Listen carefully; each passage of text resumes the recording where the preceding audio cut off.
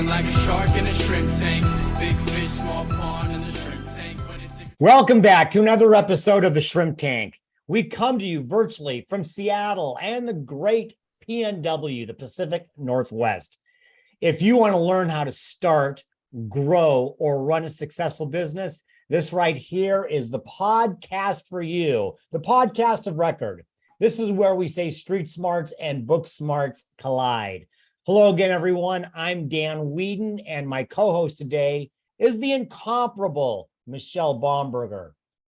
Our guests today are Katie and David Cartham from Little Richard's House of Donuts. That's right, we're digging into donuts.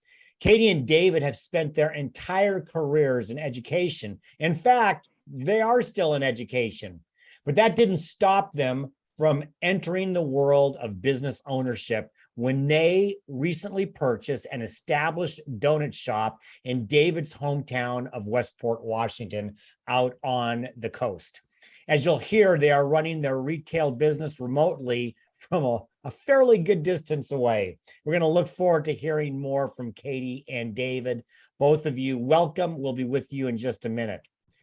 You can find us wherever you get your podcasts: iHeartRadio, Apple Podcasts, Google Podcasts, Spotify, SoundCloud, Stitcher, YouTube.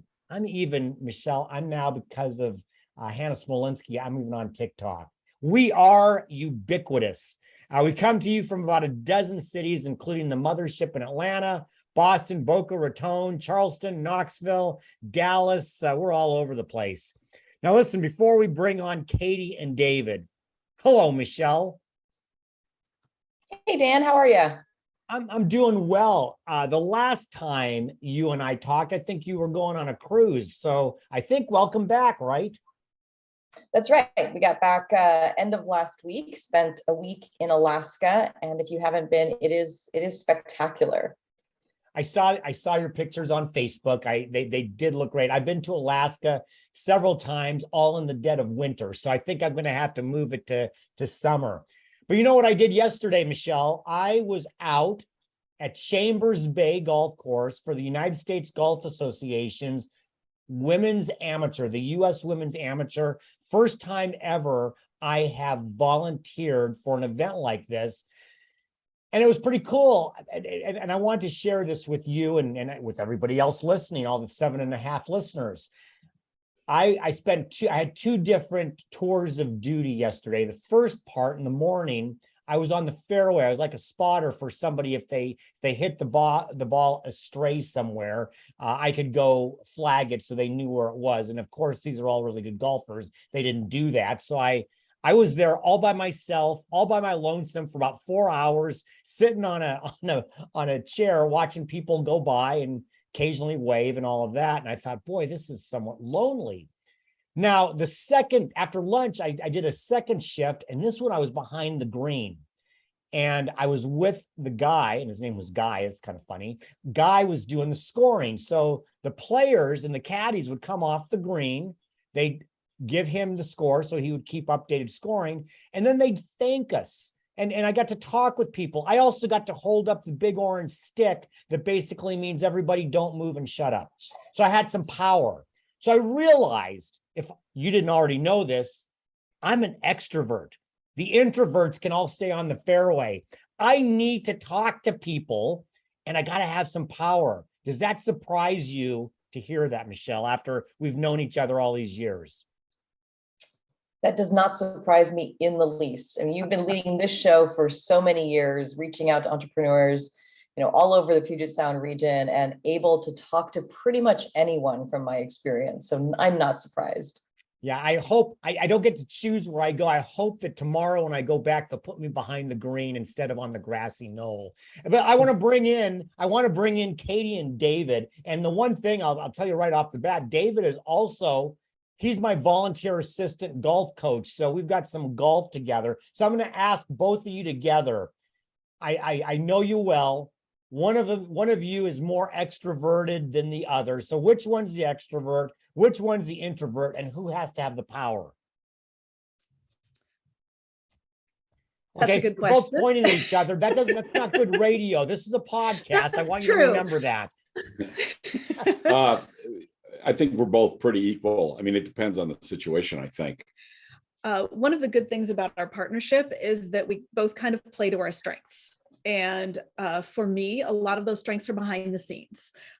Keeping the spreadsheets up to date, running payroll, doing all of the back end business type things. And I think David's really good at interacting with people and promoting the business and that side of it all. Agreed. It's kind of funny when we were working in the business. I loved being at the front counter and meeting everybody. That was the best part for me. That's the extrovert part. There we go. I think you just answered the question. Yep. Mm-hmm. And I can get up in front of a crowd and hold a conversation, but I tend to be a little more on the introverted side. Let's dig into a little bit of what this business is. So we jumped into what roles you play and how that fits, but tell us a little bit about your kind of entry into entrepreneurship and a little bit about the business.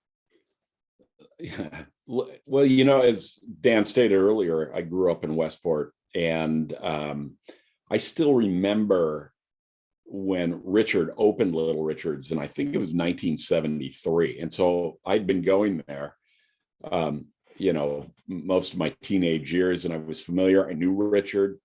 My high school classmates worked there, and it was always really good. I used to go there for lunch back when their lunches were being served, when I was in my teens and early 20s. And we were starting to go in there again the last couple of years. During COVID times, I was going down to Westport a lot, or we were going down to Westport a lot.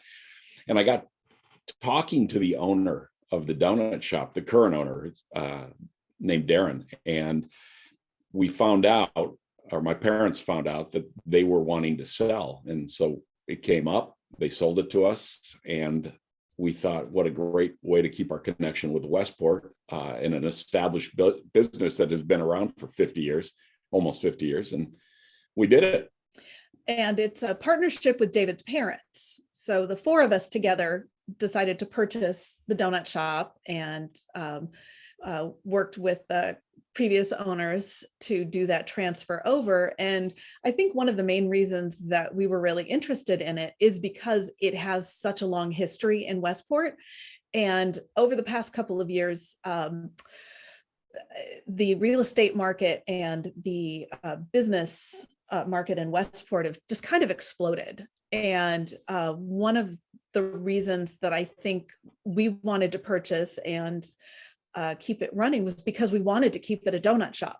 It's prime real estate on the docks right across from the boats. Float 10. Yeah, right across from Float 10. And it would be really easy for someone to come from out of the area to come in and buy the location, but not necessarily the business. And keeping it a donut shop and keeping that tradition alive was really important to all four of us.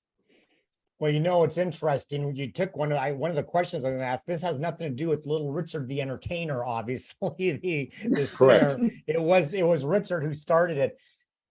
I mentioned in your bio, you both come from an education background. Katie, I know that you are still active in the school district, in Bremerton School District.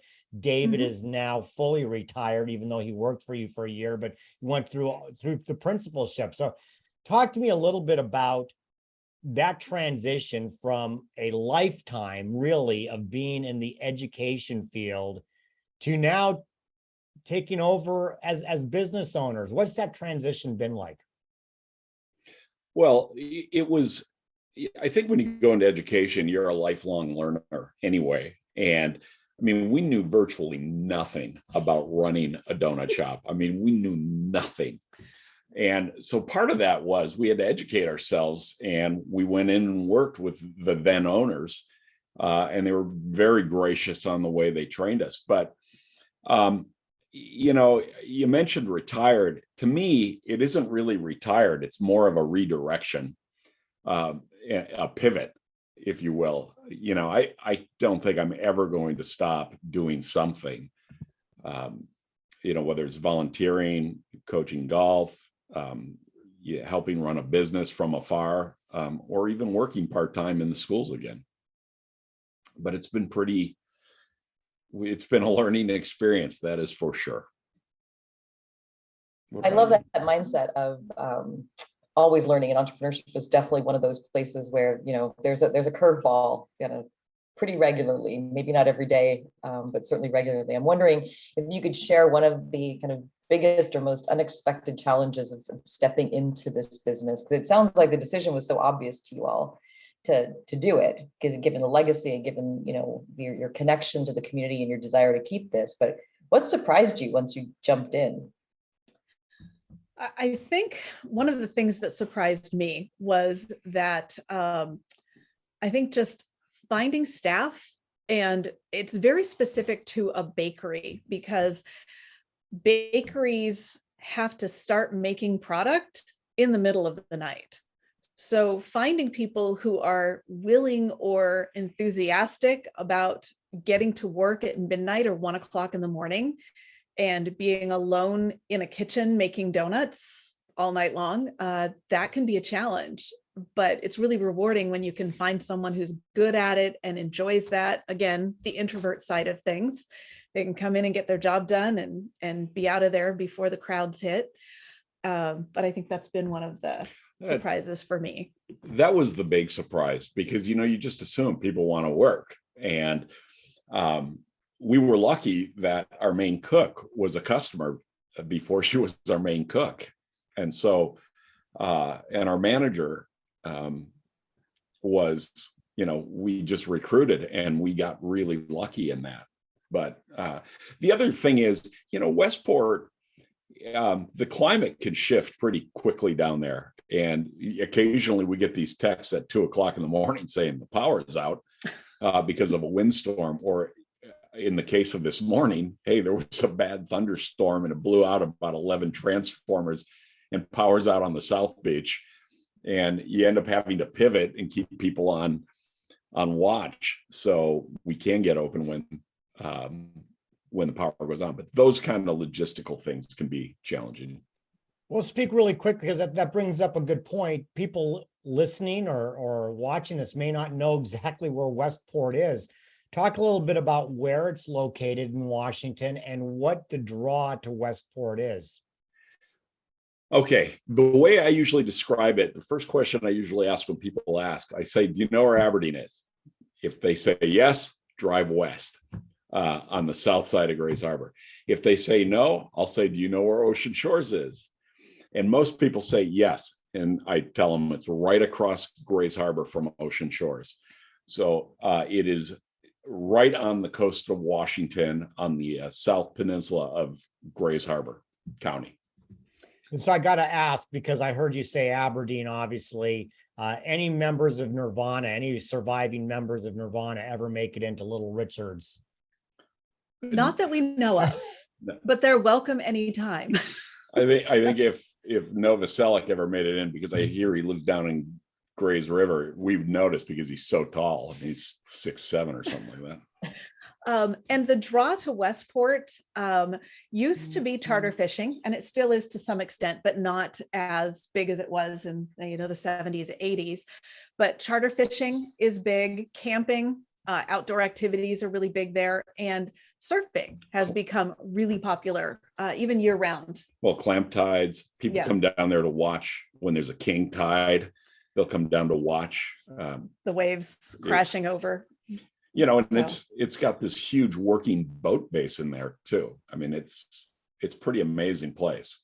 And they're in the final permitting stages of a golf course down there on state park property. So hopefully that'll go through as well. At the beginning of COVID, we took a long family weekend, and we did an Airbnb down in Westport. And it was just a lovely kind of getaway on the beach, quiet. But it seems that it's a fairly small community, and I'm wondering what the community's response was to this change in ownership. Did you guys have any reaction, any PR that you felt like you had to kind of manage in that area? Honestly, the community has been so positive and welcoming. It's been just delightful. one of the changes we instituted was being open year round. And previously, because Westport had been kind of a seasonal destination, years ago, where when the fishing season started, you would see the tourists coming. And then as the fishing season ended and the summer was over, the tourists would go away. And previous owners, not just the ones that we purchased from, but previously they would shut down during the winter because there wasn't enough businesses to sustain. And Right. That's really changed over the past several years. We've seen far more tourism year round. Personally, I love going to the ocean when there's a storm. Beautiful, absolutely beautiful. I think people are discovering that, and the community has been so supportive. We've been able to stay open at least 5 days a week throughout the entire year that we've owned it. So, Well, and you mentioned an award this year too, right? Right. Yeah. It's kind of gratifying that in the first year, we got the best of Twin Harbors, and Twin Harbors being Willapa as well. But so we got the best bakery dessert place, and that was pretty gratifying that we got that. So I mean, we aim to keep the quality up and the word out there. Well, we have to keep the word out here as well and pay the bills. We're going to take a short break to hear from today's Spotlight sponsor. And when we come back with our guest, Katie and David Cartham, for our Hot or Not section of the show, we're going to put David's lifelong learning to the test. He'll find out, and so will you. Don't walk away. We'll be right back with more of the Shrimp Tank. And I'm still doubling as producer for a short time longer. So here we go. Your business is a valuable achievement, your livelihood and your legacy. Every day you are asked to balance business opportunities and legal risks, but engaging legal adds complexity and expense. You deserve to experience business law the way it should be: practical, responsive, approachable, and transparent legal solutions to support your business in every stage. With Equinox Business Law Group's general counsel services, you get a corporate legal department tailored to your business needs. Let us tackle those contracts, HR partnership, and IP issues so you can get back to your most important work, seamlessly moving your business forward. To learn more about Equinox's fixed cost, all-inclusive legal services, visit our website at equinox.law or email contact@equinoxbusinesslaw.com. Equinox Business Law Group, business law the way it should be. Welcome back to the Shrimp Tank, where we interview the best and brightest CEOs and business thought leaders in the greater Puget Sound area and beyond. I'm Michelle Bomberger here with Dan Wheaton, and with our guests, Katie and David Cartham from Little Richard's House of Donuts in Westport, Washington. We're now going to kick off our next segment, Hot or Not. And I'm not even going to ask about hot or cold donuts. This is hot or not here. This is where Michelle and I are going to pepper you with questions about business, about life, about donuts, about education, who knows what else. You're going to tell us whether it's hot or not and why or why not. So it's a question I actually enjoy asking on hot or not, and I'm really interested in your opinion as former and current educators. Which one is hotter? We know they're both hot. Which one is hotter, street smarts or book smarts for business? Oh, that's a good question. Wow. I'm going to say book smarts, just because doing so much research on how to keep the business going, how to make the donuts, all those kinds of things. There was a lot of research that went into it. And on the other hand, I would almost say a little bit of street smarts, because you learn a lot on the job, what to do, what not to do, how to respond, how not to respond. That's fair. So we're right down the middle. Yep. What a shocker. I'm going to see how many of these we have is split down the middle. So hot or not, cold coffee? Not. Well, iced coffee, yes, but not left out. Oh, Yeah. No, I don't know on that one. All right. All right. How about this one? Hot or not? Gluten-free and or vegan donuts. Hot. Hot. So you We've have, see, I'm had- a gluten-free guy. So if I go to Little Richard's, I can get some gluten-free donuts. We have gluten-free vegan donuts available on weekends and weekdays by request. If you Wow. call in, they'll make them for you. Yep. Yeah. No kidding. Great. Mhm. Just a curiosity, because I think there's more and more people who are looking at those as options, or they're either forced to for whatever reason. That's obviously had to be part of your game plan. And one of the things that you'd have to look at moving forward, I guess. Well, we would get requests maybe once daily or something like that. So it was something we thought we needed to pursue. And our manager came up with a recipe to do it. So we got them.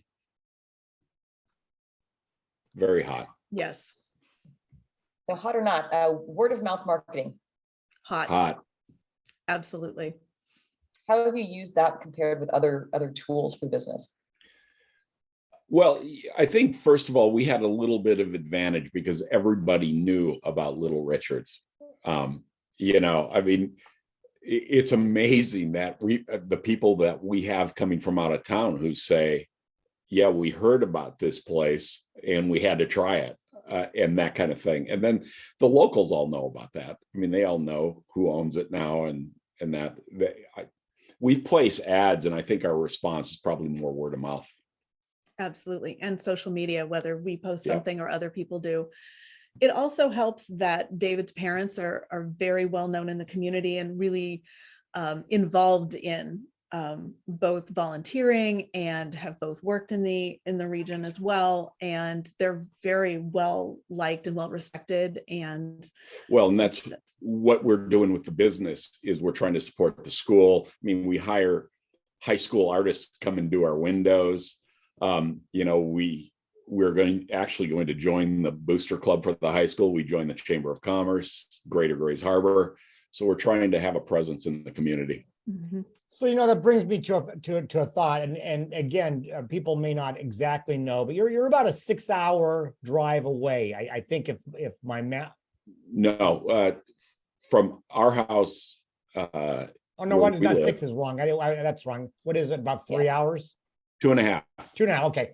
So that's still, I don't know where I got 6, but 2.5 hours. It's not that far. That's still kind of unusual. You have a retail establishment. And I think traditionally people have thought, hey, especially on something like a bakery, the owners are there. Now your David's parents are there, but talk a little bit about the both the positive and the challenges of managing a business at such a distance away. The challenge is, like this morning at 2:00 in the morning, we get a text saying the power's out. The positive is that we hired a manager who is keeping us in the loop, and we meet with her frequently, and we're down there. We try to get down there, not enough. I want to get down there even more, so we can check the business out. But we have a great staff. Mm-hmm. And the fact that we have the partnership with David's parents, and they're out at the beach probably a few times a week and stop in. So we have that balance of owners are there on site, checking on things, making sure that they can, answer questions, fix things, get a notice from one of the employees that, hey, this table has a loose leg on it. Okay, well, bring somebody in, we'll get that fixed, or whatever needs to be done, so that we're responsive, both via text and email and phone calls and in person as a 4-person team. Yeah. So that raises another hot or not, family businesses.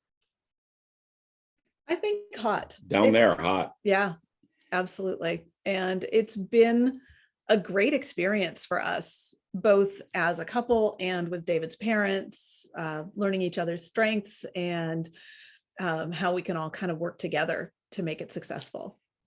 Well, speaking of family bits, let me add this to it. As people will find out, I know your children quite well, two of them, especially because they were youth exchange students through the Rotary Club, and that was my area. It's really how I got to know all of you.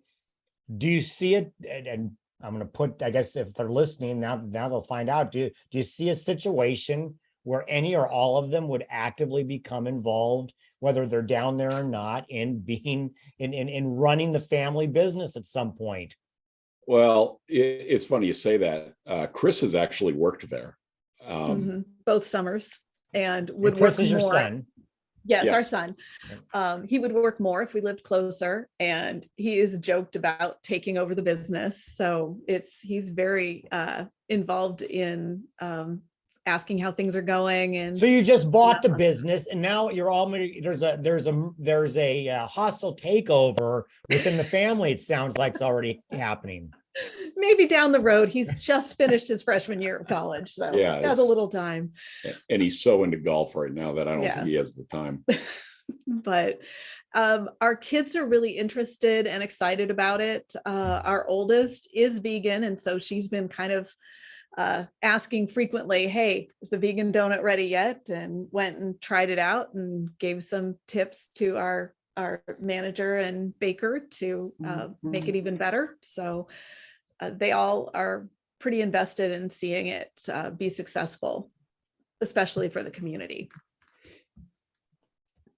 I really like the that continuity of the business across generations. It's pretty exciting to hear, because it's a tough road for a lot of businesses to take.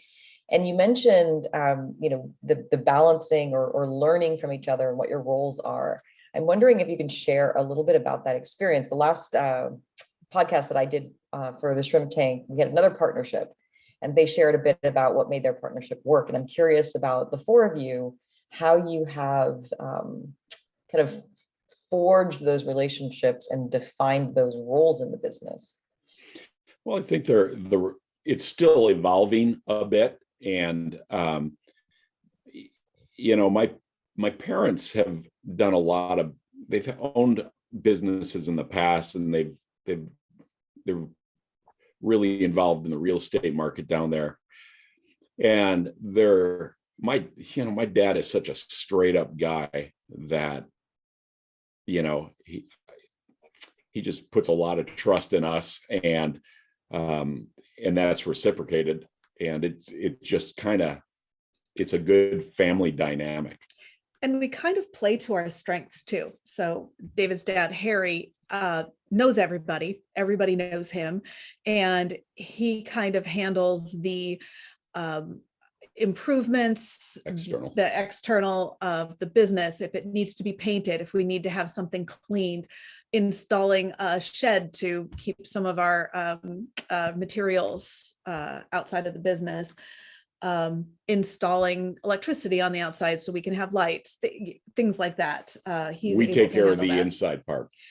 And then we work together in terms of hiring and making decisions about what local activities we're going to participate in.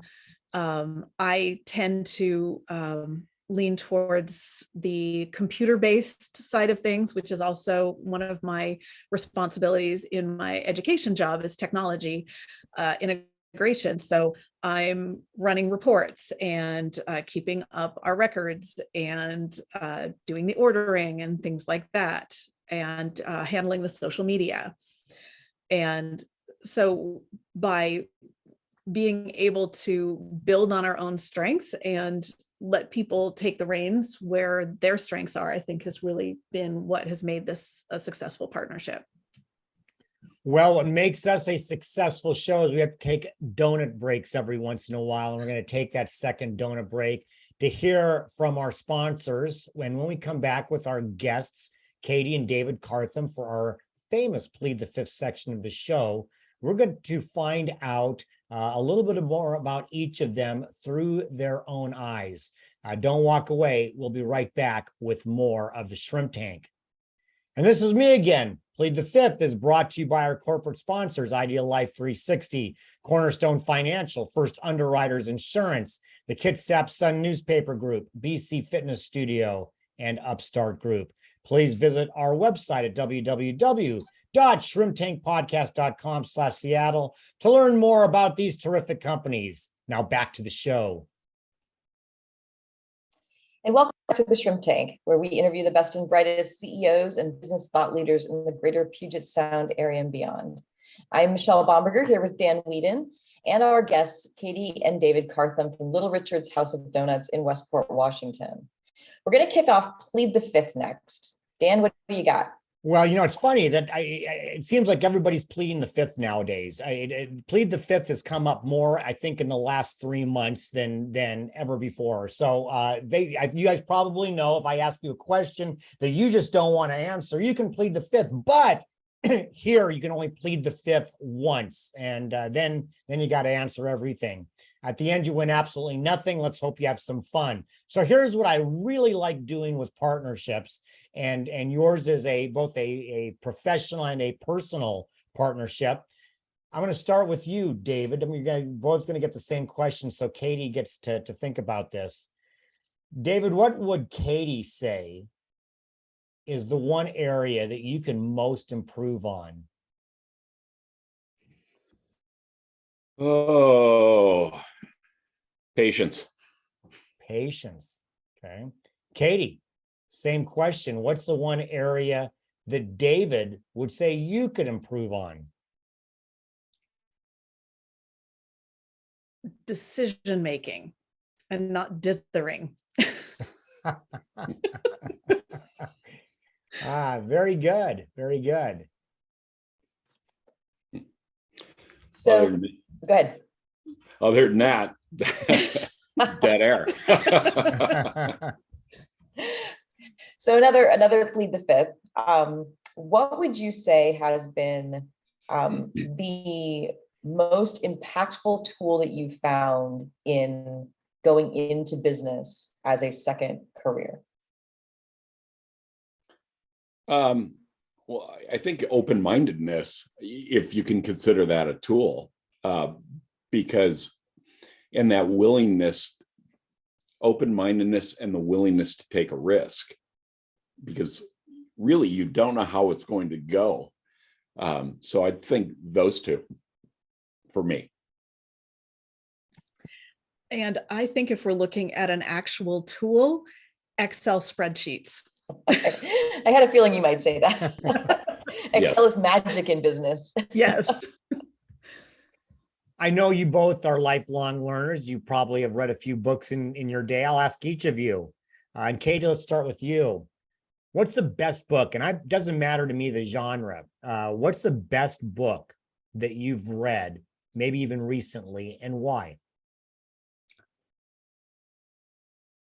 Oh, that is a really tough one because I read a lot across a lot of different genres. I think in terms of best, the book I've enjoyed the most recently that I've read, Into the Storm by Rachel Grant. It's a romantic suspense set in the Olympic National Park. It's out in October. I got to read an early copy and it was fantastic. Yeah. Wow, I look forward to reading that.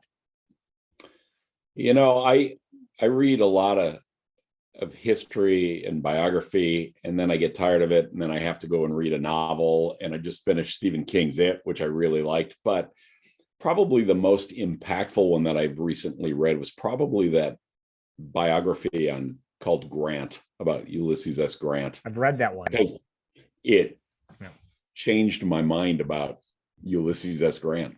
Me too. It's funny that you say that. I would agree with you. Yeah. So I'm wondering, what is your reaction to the word impossible? Prove it. Nice. Yeah. I think I'd have to echo Katie on that one. That's a perfect answer. I like that. Yep. Yeah. I had here it is. I knew I had it on my list here. Another question for both of you. I'm turning up the heat on Plead the Fifth a little bit. So this time I'll start with Katie. Katie, tell us who is your celebrity crush? I would, and very few people are going to know who this is, an actor named Eric Sheffer Stevens. See, David and knew. He's already laughing. I knew. can see he knew this.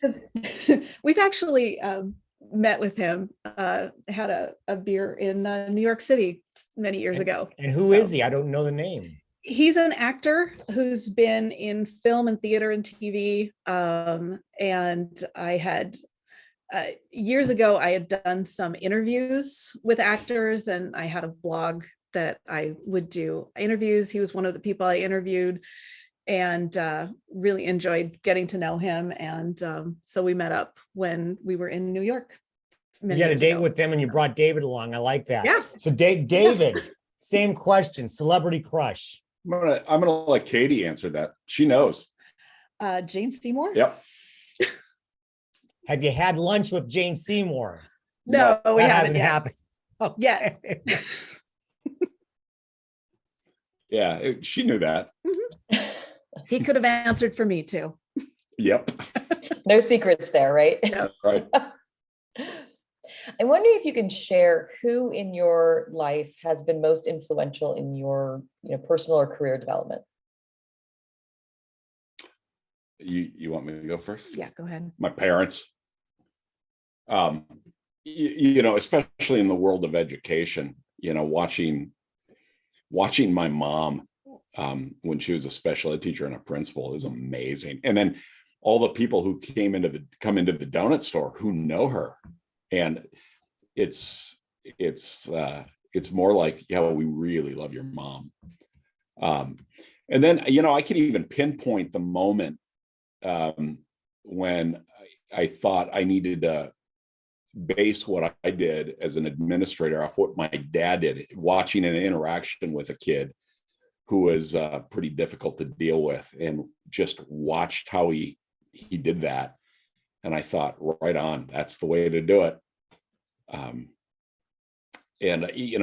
I'll even relate that he was in the Aberdeen school district office, and he's in his suit, and this kid comes in and says, "Hey, Cartham," and he turns around, and the kid says, "You owe me lunch." And my dad said, "Well, let's get your teacher and we'll go do that tomorrow."